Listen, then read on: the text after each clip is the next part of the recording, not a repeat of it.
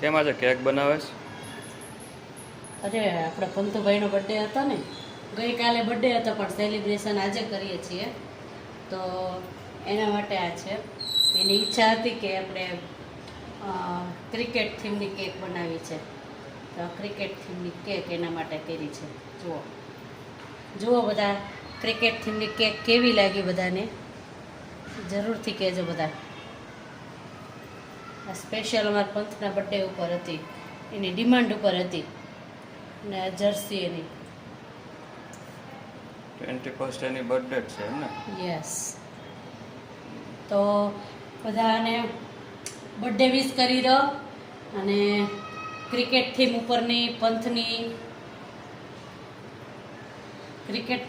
પંથની આ કેક કેવી લાગી એ બધા કહેજો. ચલો આવજો.